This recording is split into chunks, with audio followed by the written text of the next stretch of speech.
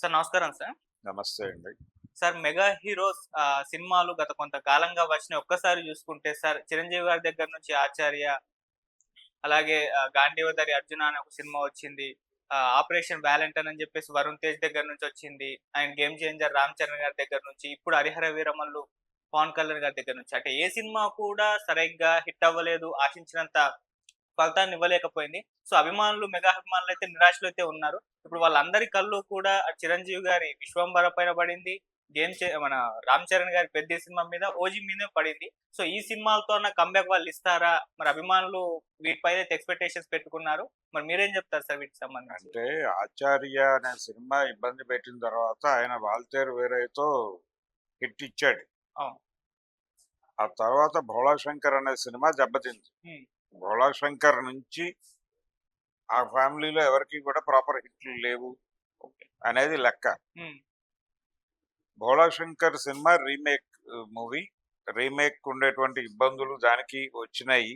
దాంతో పాటు కంటెంట్‌కి సంబంధించి చిరంజీవితో ఎంటర్‌టైనింగ్ హీరోయిజం చేయించడం ద్వారా హిట్ కొట్టొచ్చు అనే ఒక ఫార్ములాలోకెళ్లారు. హ్మ్. అయితే ఆయన స్ట్రెచర్‌ని, ఎంటర్‌టైనింగ్ హీరోయిజాన్ని బ్యాలెన్స్ చేయటంలో తప్పటడుగు పడింది. ఓకే. చిరంజీవి స్ట్రెచర్‌ని మెయింటైన్ చేస్తూ ఎంటర్‌టైనింగ్ హీరోయిజం కూడా నడిపుంటే ఆ సినిమా హిట్ అయ్యేది. అది అది లేకపోవడం, ఆయన స్ట్రెచర్‌కి తగని సన్నివేశాలు చాలా ఉన్నాయి దానిలో. హ్మ్. పర్టిక్యులర్‌గా ఒక యాంకర్‌తో కొన్ని షాట్స్ ఉన్నాయి. అవి అవును. కొంత ఇబ్బందికరంగా కనిపించినాయి ప్రపంచానికి. ఓకే. అలాంటివన్నీ కలిపి ఆ సినిమా ఆ రిజల్ట్ రావడానికి కారణం. తప్ప చిరంజీవి కాదు. చిరంజీవిని ఎలా వాడుకోవాలో తెలియకపోవడం వల్ల దర్శకుడి వైఫల్యమే అది క్లియర్‌గా. ఆ సినిమా తర్వాత ఆయన నెక్స్ట్ కమిట్ అయిన సినిమా ఇదే 'విశ్వంభరే'. 'విశ్వంభర' ఇప్పుడు అనిల్ రావిపూడి సినిమా హ్మ్. చేస్తున్నాడు. రెండో వైపు పవన్ కళ్యాణ్. పవన్ కళ్యాణ్‌కొచ్చేసరికి ఆయన 'వీరమల్లు'కి ఒక రకంగా ఆ సినిమా ఫెయిల్యూర్‌కి ఆయనే కారణం అని చెప్పాలి. కంటెంట్‌లో ఎంత గందరగోళం ఉన్నప్పటికీ, టెక్నికల్‌గా సినిమా బావుండుంటే అది కొంత పాస్ మార్కులైనా తెచ్చుకోగలిగి ఉండేది. ఆ సినిమా అంటే ప్రీమియర్ షోస్‌కొచ్చిన డబ్బులే డబ్బులు. తర్వాత రోజు నుంచి పెద్దగా ఊపు కనిపించలేదు. జనాలు థియేటర్‌లకెళ్ళటం లేదు. ఈ రోజు పరిస్థితి అదే. రేపటి పరిస్థితి అదే. ఈ రోజున 20% ఆక్యుపెన్సీ ఉంది అంతా కలిపి. హ్మ్. అది మాక్సిమం రేపటికి రెట్టింపయితే ఓ 40% అవుతుంది. సండే 40% ఆక్యుపేషన్ ఉన్నటువంటి సినిమా మండేకి 0%కి పడిపోయినా ఆశ్చర్యం లేదు. ఓకే. కాబట్టి సోమ, మంగళ, బుధవారాలకి ఆ సినిమా పూర్తి స్థాయిలో పక్కకెళ్ళిపోవడం జరుగుతుంది. జరిగి తీరాల్సిన పరిస్థితి. ఇది ఆయన కండిషన్. పోతే 'గేమ్ చేంజర్' విషయానికొస్తే 'గేమ్ చేంజర్'కి సంబంధించి చాలా హైప్ ఉంది ఆ సినిమాకి. చాలా ఎక్స్‌పెక్టేషన్స్ ఉన్నాయి అందరికి. హ్మ్. అది 'శంకర్‌కి' గేమ్ చేంజర్ అవుతుందనుకున్నారు. 'రామ్ చరణ్‌కి' గేమ్ చేంజర్ అవుతుందనుకున్నారు. 'దిల్ రాజు' గారికి గేమ్ చేంజర్ అవుతుందనుకున్నారు గానీ, ఎవరి గేము చేంజ్ చేయకుండా అలా మౌనంగా వెళ్ళిపోయింది ఆ సినిమా. ఆ సినిమా ఫెయిల్యూర్‌కి ప్రధాన కారణం 'రామ్ చరణ్' కాదు, శంకరే. శంకర్ ఒక పాతకాలపు కథ తీసుకొచ్చి, దానిలోకి శేషన్ లాంటి వాడి జీవితంలో జరిగిన కొన్ని సంఘటనలు కలిపి, ఒక స్పెక్యులేషన్ క్రియేట్ చేసి, ఈయన ఒక పాత ఎలక్షన్ కమిషనర్ గారి జీవితం మీద సినిమా తీస్తున్నాడు అనే ఇంప్రెషన్ కలిగించి, ఒక హడావిడి క్రియేట్ చేసి, జనాల్లో ఎక్స్‌పెక్టేషన్స్ పెంచి ఆ సినిమా తీశాడు. అదేమో అలా డిజాస్టర్ అయింది. ఇప్పుడు 'పెద్ది' సినిమా మీద అంచనాలున్నాయి. అలాగే 'విశ్వంభర' మీద అంచనాలున్నాయి. 'విశ్వంభర' అనేది చిరంజీవి గారు చాలా కాలంగా ఎదురు చూస్తున్నటువంటి ఒక ఫోక్‌లోర్ జానర్‌లో ఉంటుంది. అంటే ఆ సినిమాలో పిల్లల్ని ఎంటర్‌టైన్ చేసేటువంటి చాలా ఎలిమెంట్స్ ఉండబోతున్నాయి అనేది వాళ్ళు చెప్తున్నటువంటి విషయం. అది పూర్తి ఫోక్‌లోర్ స్టైల్ కూడా కాదు. అన్నీ మిక్స్ అయినటువంటి ఒక 'జగదేక వీరుడు అతిలోక సుందరి' లాంటి ఒక ఫ్యాంటసీ జానర్‌లో వెళ్తున్నారు. ఈ ఫ్యాంటసీ తరహా సినిమా ఒకటి పూర్తి స్థాయిలో చేయాలి అని ఆయనకి పాత రోజుల్లో కోరికుండేది. 'అంజీ' అనే సినిమా అందుకే కమిట్ అయ్యాడు. ఆ సినిమా అనుకున్న ఫలితం ఇవ్వాల. ఉమ్, కోడి రామకృష్ణ గారి చేతుల్లో తయారైన సినిమా అయినప్పటికీ దానికి జరిగినటువంటి అంటే హార్డ్ డిస్కులు పోవడము, కంటెంట్ రీక్రియేట్ చేయటం, ఈ గొడవంతా జరిగి అది పక్కకెళ్ళిపోయింది.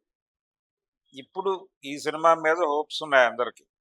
ఆ హోప్స్ రైజ్ చేయటానికి డైరెక్టర్ వశిష్ఠ తీవ్రంగా తిప్పలు పడుతున్నాడు. ఇది నిజంగానే చిరంజీవి గారు వశిష్ఠ నుంచి కథ విన్నప్పుడు కలిగినటువంటి అనుభూతి ప్రేక్షకులకు కలిగితే సినిమా హిట్ అవుతుంది. ఓకే. చిరంజీవి మీదే ఇప్పుడు బాధ్యత ఉంది. అంటే ఆ ఫ్యామిలీని, ఎందుకంటే సెప్టెంబర్‌లోనే సినిమా వస్తుంది అంటున్నారు.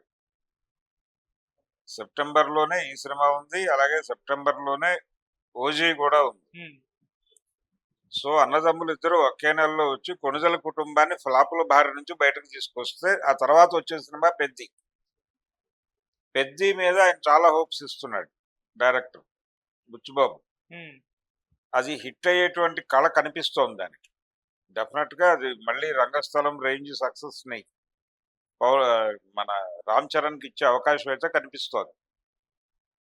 'ఓజీ' కూడా మరీ అంత డిసప్పాయింట్ చేసే సినిమాగా ఉండకపోవచ్చు అనుకుంటున్నాను నేను.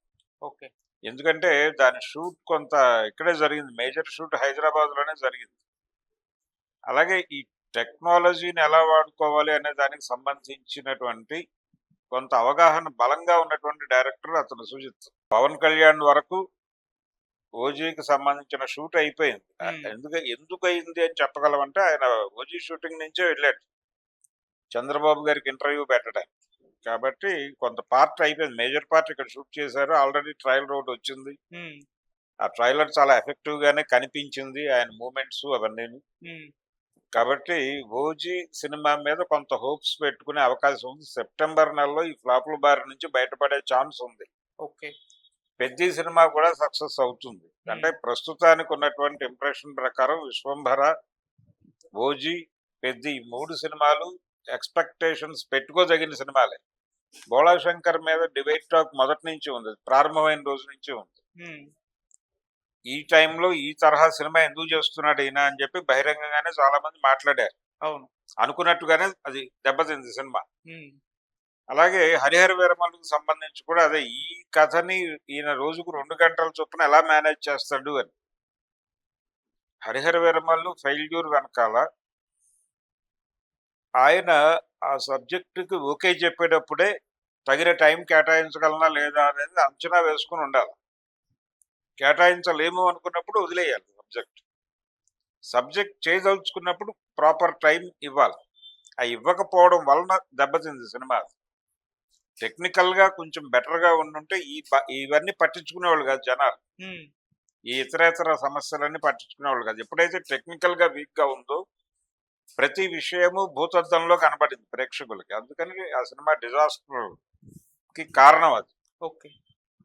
నిజానికి వాళ్ళు చెప్తున్నట్టుగా 250 కోట్లు అయిందా, లేకపోతే 300 కోట్లు అయిందా బడ్జెట్ అనేది పక్కన పెట్టేస్తే, ప్రీమియర్స్ ద్వారా అలాగే మొదటి రోజు ఆల్రెడీ బుకింగ్స్ నుంచి ఓపెన్ అయినటువంటి దీని నుంచి కొంత మంచి రెవెన్యూ సాధించారు. ఆశించిన స్థాయి రెవెన్యూ కాదు కానీ మంచి రెవెన్యూ సాధించారు. అక్కడితో ఆగిపోయింది అది. ఇంకా అది ముందుకెళ్ళే అవకాశం లేదు. సో ఆ సినిమా పక్కన పెట్టి ఈ 3 సినిమాలు పక్కన పెడితే 'బోళాశంకరు', 'గేమ్ చేంజరు', తర్వాత 'హరిహర వీరమల్లు' పక్కన పెడితే రాబోయే సినిమాల మీద ఈ ముగ్గురు హీరోలు అభిమానులు ఆశలు పెట్టుకుని ఉన్నారు.